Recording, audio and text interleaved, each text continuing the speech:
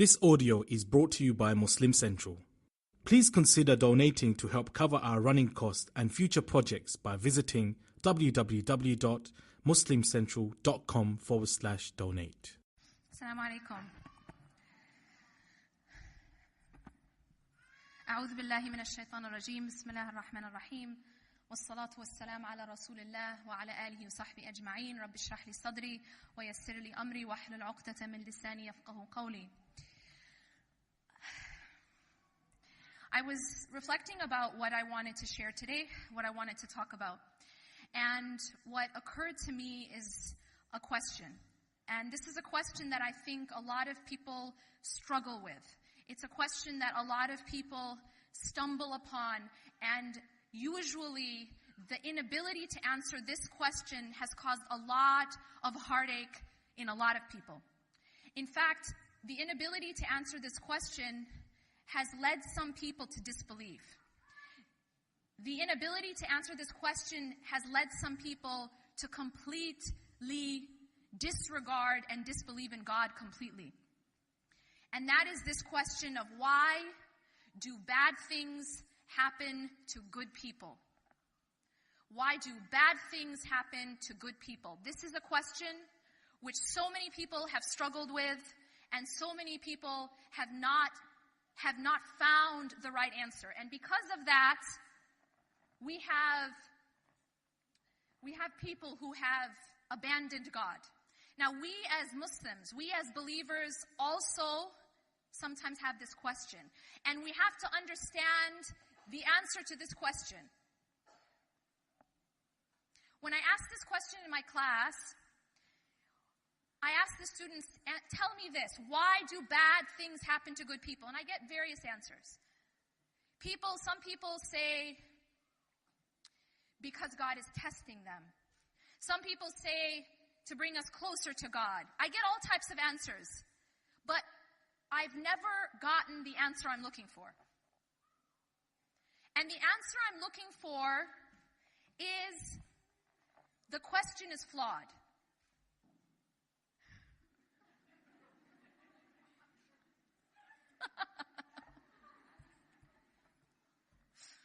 That's awesome. She's just staring at me. Okay, guys, it's awesome. It's cool. It's cool. We've all been there.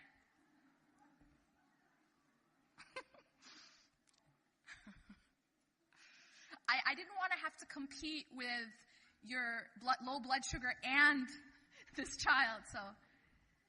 The question itself is flawed. And the reason why the question is flawed is because this. Bad things never happen to good people. Bad things never happen to good people. But then, you have this reaction when I say that to, but wait a minute. What about the people who've lost their homes? What about the people who've lost their lives? What about the people who are getting attacked?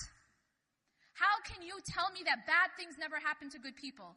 And I will repeat, bad things never happen to good people. How do I know that? Because the Prophet ﷺ said so. He says in a hadith, عَجَبٌ لِأَمْرِ الْمُؤْمِنِ, the matter of a believer is strange. أَمْرُهُ كُلُّ خَيْرٍ. All of his matters are good. Every single thing that happens to a believer is in fact good. It is never bad. Do you know how powerful that is? That you can live in a state where no matter what happens to you, it's actually good. That no matter what is taken, no matter what is given, no matter what you face, it's always in the end, it's good for you. That is something, and the Prophet ﷺ emphasizes in this hadith, that this is only the case for a believer. Because in fact, bad things can happen to bad people. But bad things can never happen to good people. The Prophet ﷺ said that something that makes the believer unique is that no matter what happens, if it is something that we love, something that we want, then the believer is grateful, and so it is good for him.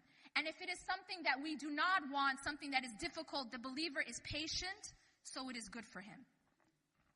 Why is this message so important right now? Because you see, the thing is, we live in a world called dunya, and one of the characteristics of dunya is that it is a place of tests. It is a place where we are given hardships, and we are tested, and this is also very important to realize. A lot of times we think that we're only tested with hardships. Many people have this idea. Many people think that, even the idea that, why aren't I being tested? Have you ever heard someone, sometimes we hear a lot about Allah tests those He loves. And sometimes we might go through a period in our lives of ease. And we might think to ourselves, why aren't I being tested? Does that mean Allah doesn't love me? And in this question is something flawed, because we assume that Allah only tests through hardship. We assume that Allah only tests through loss. And that's not true. Allah tells us in the Quran that He tests with both ease and hardship. Allah tests us with both. And in fact, scholars explain that the test of ease, the test of ni'am, the test of blessings, is sometimes harder to pass than the test of hardship. Why? Because the problem when things are given to us easily, think of this analogy. You're sitting on the beach, a halal beach, and you're drinking a halal pina colada, and you're enjoying yourself, right? In that comfort and in that state, it's a lot easier to forget about your greater purpose. It's a lot easier to forget about God. It's because we feel comfortable. But then what happens when you get on the boat? Now you're not on the shore anymore. Now you're on the boat. And the storm comes. Now, all of a sudden, the person who was comfortable before is now looking for help. And even an atheist, when they're in that situation, will try to find a higher power. So there you find that there's this test. There's the test of ease, where we don't realize this, but so often it is in the test of ease that we fail. You know how you go through your life, right? And you have these periods of ease where you become heedless. And there's something else that happens in the test of ease. So there's many ways in which we can fail the test of ease. What are they? Number one, one of the ways that we fail the test of ease is that we become heedless. We forget about Allah. We forget about our purpose. Our salah, it's no longer like something we rush to. Our dua, it's no longer that desperate pleading to Allah. It's رَبَّنَا آتِنَا فِي الدُّنْيَا حَسَنَةً وَفِي الْآخِرَةِ حَسَنَةً وَقِنَا عَذَابَ النَّارِ. You know what I'm saying?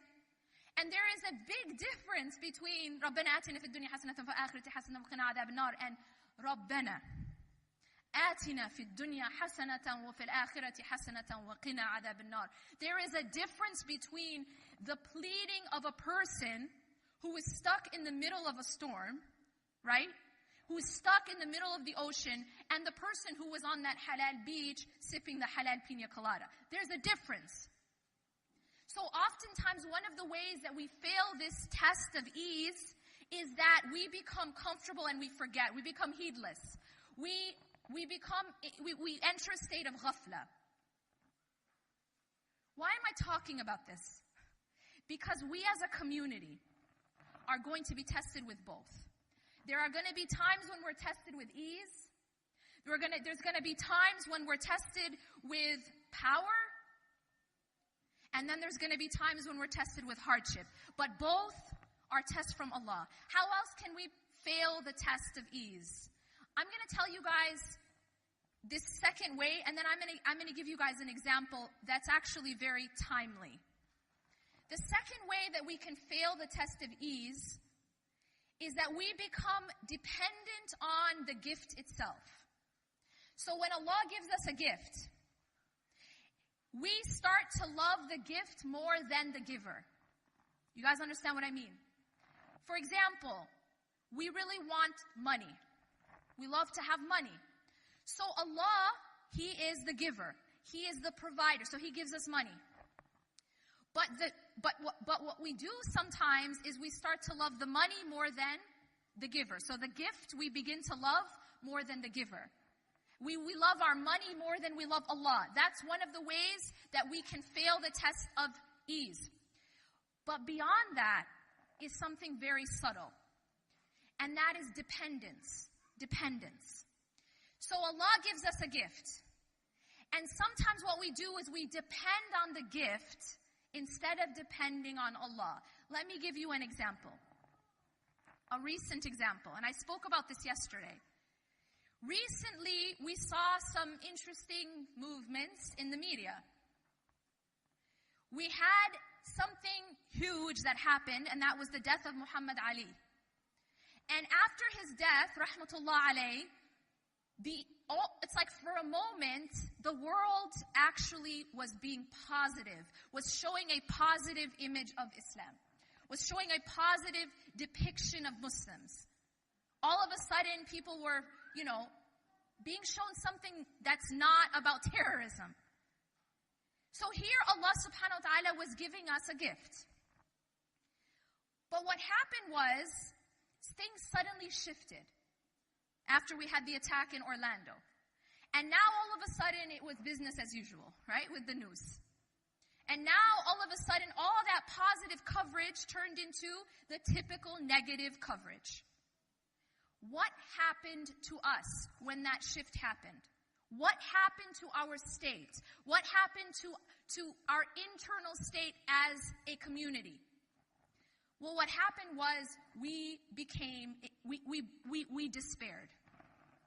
So there are people who, it's like, we felt like, okay, things were going so well, and now it's shifted. But you see, the subtle problem was when Allah gave us that gift of some positive coverage, it was as if we got attached to that. And we thought that this is okay. This is where we're going to get our victory from. And then when that was taken away, we fell into despair. But that's the thing, this is the subtle problem with getting attached to the gift. You see, the gift comes and goes. The way we have to pass this test is that no matter what gifts we're given and no matter what gifts are taken, we have to always make sure that our ultimate dependence is on the giver, not on the gift. And that our ultimate love is the giver more than the gift. Here's the third way we can fail the test of ease. And that is that we take credit for our gifts. When Allah gives us ease, when Allah gives us power, when Allah gives us a gift, and then we take credit for it. So for example, there was a man who lived at the time of Musa alayhi salam, named Qarun. And Allah tells us his story in Surah Al-Qasas. Allah says that he was so wealthy, he was so rich, that even the keys to his property, even the keys to his wealth was in and of itself wealth. So he was given this gift of wealth. And so much so that he used to walk and show off among the people. Kind of like, the red carpet? The red carpet? It was like the red carpet. And he was showing off his wealth. And the people around who sought this life, Allah says, they would look at him and they would say, wow, we wish we had what he had. They wanted what he had. They envied him. But there was another group of people, and those people said to him, they reminded him, the people of knowledge reminded him to be grateful, to be humble. And you know what his answer was? His answer is very important for us to understand and to study. His answer was, إِنَّمَا أُوتِيتُهُ عَلَى عِلْمٍ عِنْدِي. That all of this that I got from a knowledge in me. You see what he's doing? What he's doing is he's taking credit for his gift. He's taking credit for the money that he had. He's taking credit for his wealth. He's saying it's because of me. It's because of my knowledge. That's why I have this. So it made him arrogant. Do we ever do that? Do we ever find success in our lives and we say, oh, it's because of my hard work? Yeah? Well, I did well on XYZ because of my effort, because of my hard work. Yes, I'm a successful XYZ. Well, it's because of my work. It's because of me. Well, let me tell you a secret. There are a lot of people who put in more hard work than you, and they don't achieve that result. Does that mean that every poor person is just lazy? Does that mean that every person who doesn't have what you have in terms of wealth just didn't put enough effort? And the answer is obviously no. We cannot take credit for the gifts of Allah. The question then becomes, well, then why do we put in any effort, Yasmin, right? Well, then if that's the case, if everything is just given by Allah, by His wisdom, then why should we put in any effort? That's a fair question. The answer is because your effort is part of your worship. Your effort is part of your worship. When the Prophet ﷺ said, "I'qilha wa tawakkal," remember the camel? Everyone knows about the camel, right? By the way, y'all are like zombies right now. Like your faces get animated. Thank you. I have no idea if I'm speaking Chinese and you don't understand, or what it is, or you're just really hungry. Okay. I'm just like, okay. But yeah, okay. So what happened is, Qarun took credit, and he thought it was from himself. But see, the thing about effort is that when that companion said to the Prophet ﷺ that he's not going to tie his camel because he has his trust in Allah, the Prophet ﷺ said, "I'qilha wa tawakkal." Can someone translate that for me?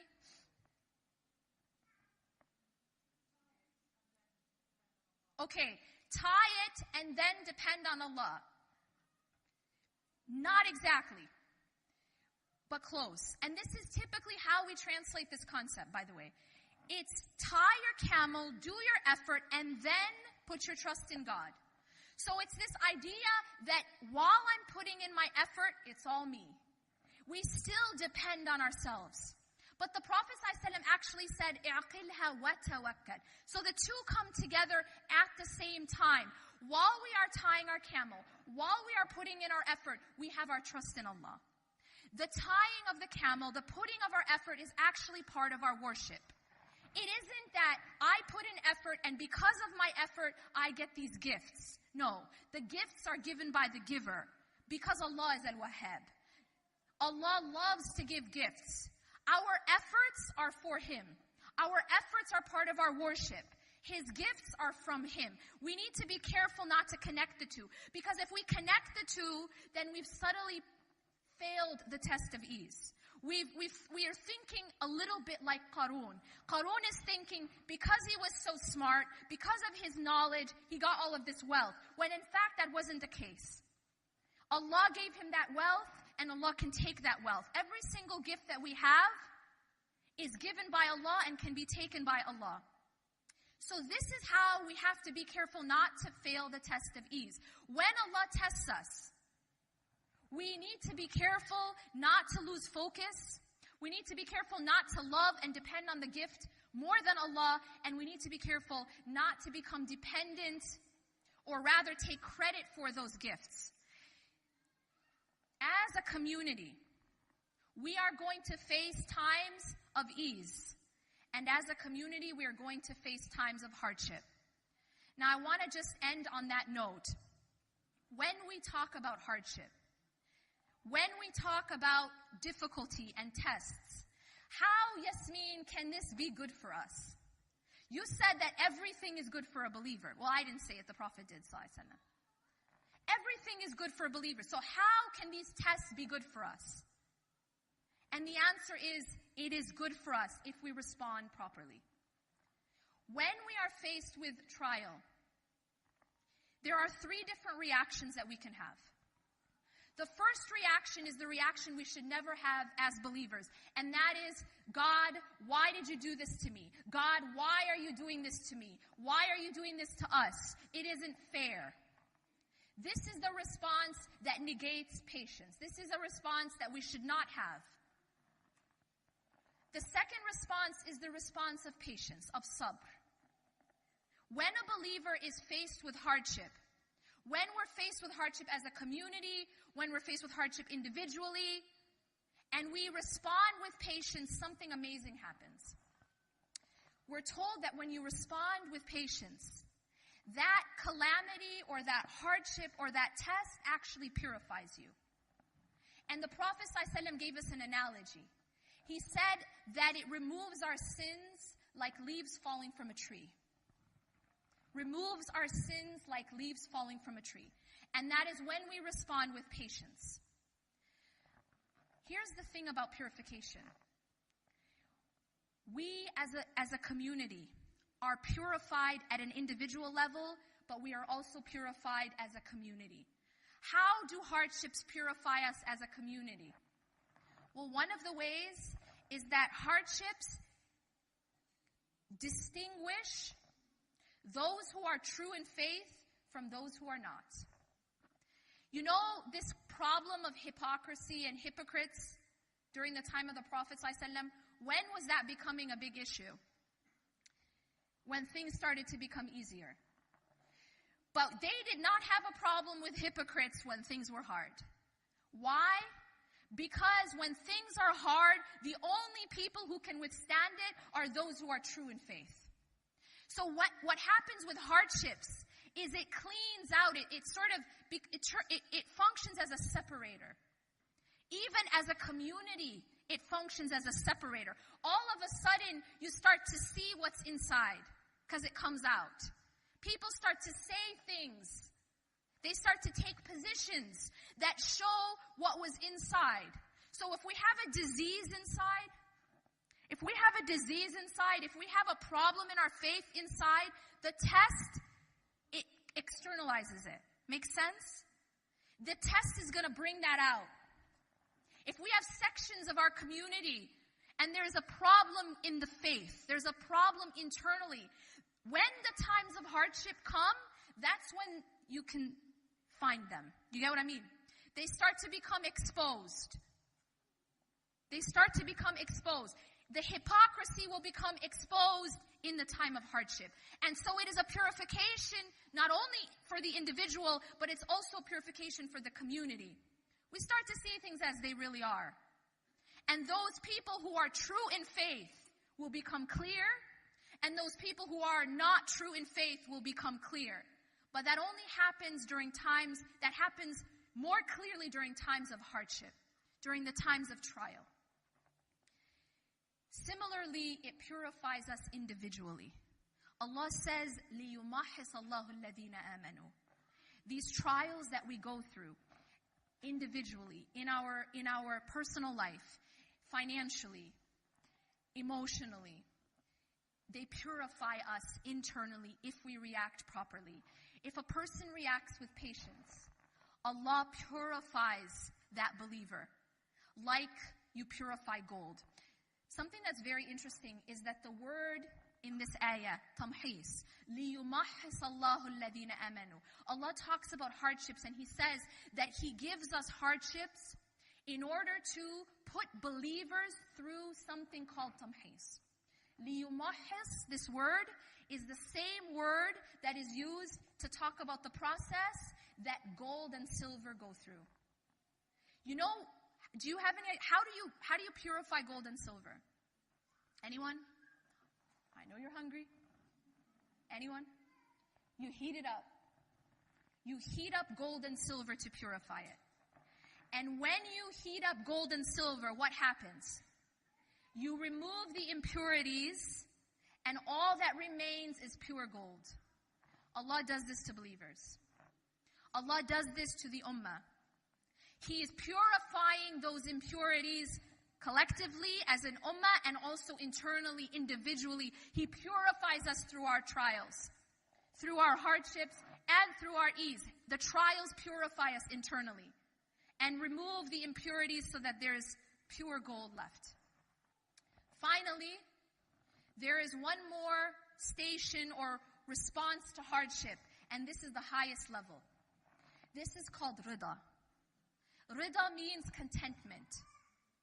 Rida means that not only am I accepting of the decision of Allah, not only am I accepting of the will of Allah, but I am content and I am pleased with the decision and will of Allah.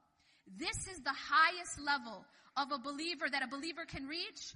And we are told that if we respond in this way, not only will we be purified as a community and individually, we will be raised in ranks. We ask Allah subhanahu wa ta'ala to ease the hardships of all of those who are suffering all over the world. I ask Allah subhanahu wa ta'ala to allow these last 10 days of Ramadan to be among the most blessed that we've ever had. And I ask Allah subhanahu wa ta'ala to bless this event. And I ask you to be generous in your giving. Because at the end of the day, when we give for the sake of Allah, we are actually giving to ourselves. Anything that we give for Allah is never ever lost. It's kept with Allah and it will remain. You know, every single one of us will end up in our graves. Does anyone take their money with them? Anyone? That's actually untrue. Some people take their money with them. You guys are like thinking I'm crazy now, right? Or you have no reaction. That too. You had a reaction. Thank you. Y'all, I'm Egyptian. Can you have some reaction? Some people take their money with them into their graves. You know who they are? The Prophet ﷺ said that all the deeds stop when you die, except for 3. And one of those deeds is something called sadaqah jariyah. Any kind of charity that you give, and it continues to benefit people even after you die, will come with you to your grave. And so when you give for the sake of Allah, you are investing in your own self. أقول قولي هذا واستغفر الله لي ولكم إنه غفور رحيم سبحانك الله وبحمدك أشهد أن لا إله إلا أنت أستغفرك وأتوب إليك والسلام عليكم ورحمة الله وبركاته.